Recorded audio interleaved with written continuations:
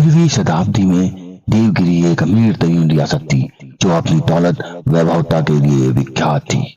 अलाउद्दीन खिलजी ने 1296 में जब देवगिरी पर हमला किया तो इतनी बड़ी तादाद में दौलत हासिल की कि वह दिल्ली का सुल्तान बना और वह दौलत फिरोज शाह तुगलक के समय तक मौजूद थी।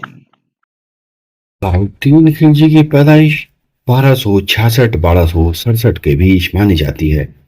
वह शहाबुद्दीन मसूद का बेटा था जो कि जलालुद्दीन खिलजी का बड़ा भाई था। अलाउद्दीन खिलजी का असली नाम अली गुरशब था। उसके 3 भाई थे, अलमाज बेग जिसे बाद में उलू खान कहा गया, कुतुबुद्दीन और मोहम्मद।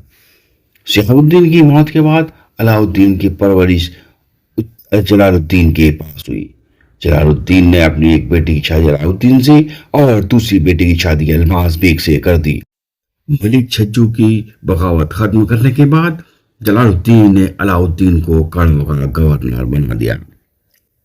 मलिक छज्जू के साथियों ने अलाउद्दीन के दिमाग में यह बैठा दिया कि सुल्तान बनने के लिए एक बड़ी फौज और दौलत की जरूरत होती है। 1293 में अलाउद्दीन ने भीलसा पर हमला किया था। वहां से बड़ी मात्रा में धन दौलत मिली थी। अलाउद्दीन ने भीलसा से मिली दौलत जलालुद्दीन को सौंप दी। जलालुद्दीन ने अलाउद्दीन को आरिज़ ममालिक बना दिया और अवध भी उसे सौंप दिया। 1296 में अलाउद्दीन ने खिलजी से चंदेरी और आसपास के इलाकों पर हमला करने की इजाजत मांगी। इजाजत मिलने के बाद अलाउद्दीन ने चंदेरी पर नहीं देवगिरी पर हमला करने के लिए निकल पड़ा। देवगिरी उस समय यादव साम्राज्य का हिस्सा थी और देवगिरी का राजा था रामचंद्र। मुस्लिम इतिहासकार देवगिरी को देवगढ़ और रामचंद्र को रामदेव लिखते हैं।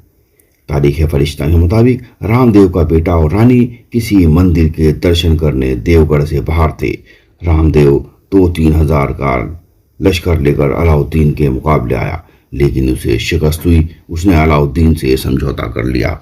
50 मन सोना, कई मन मोती, बेशकीमती कपड़े लेकर यह तय कर लिया कि अपने दाखिले के 15वें रोज की सुबह वह कैदियों को रिहा कर देवगढ़ से बाहर निकल जाएगा। रामदेव के बेटे को सिन्हा को जब यह पता लगा तो उसने अपना लश्कर अलाउद्दीन की रवानगी के वक्त देवगढ़ से 3 कोस के फासले पर खड़ा कर लिया। रामदेव को पता चला तो उसने एक शख्स को अपने बेटे को समझाने के लिए भेजा कि इनसे जंग ना हो तो अच्छा है, लेकिन रामदेव के बेटे ने यह बात नहीं मानी और अपनी फौजी तादाद में इजाफा कर लिया। अलाउद्दीन को पैगाम भेजा, अगर तुम अपनी खैरियत चाहते हो तो फौरन वह माल व मताल जो तुमने हमारी गैर मौजूदगी में हमारी रियाया से लिया है, हासिल किया है, उसे वापस कर दो और अपने मुल्क वापस लौट जाओ। यह सुनकर अलाउद्दीन गुस्से में आ गया और उसने जो संदेश लेकर आया था उसका मुंह काला करके सारे शहर में घुमाया।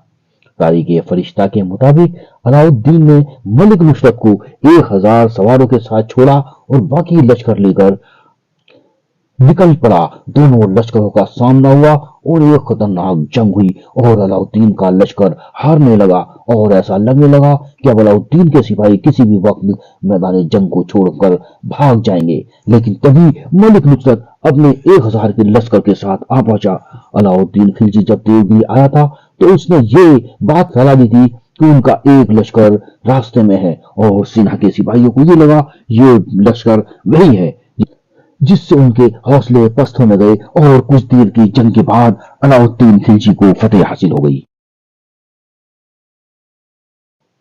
रामदेव ने एक बार फिर अलाउद्दीन खिलजी से सुलह कर ली, लेकिन इस बार सुलह की रकम बढ़ गई थी। तारीख फरिश्ता के मुताबिक रामदेव ने उस वक्त 600 मन सोना, 7 मन मोती, 2 मन लाल याकूत, अलमास और जमद, 1000 मन चांदी, 4000 रेशमी कपड़े और बहुत से कीमती चीजें ली और अल्चर का सूबा भी अलाउद्दीन खिलजी को देने का फैसला किया।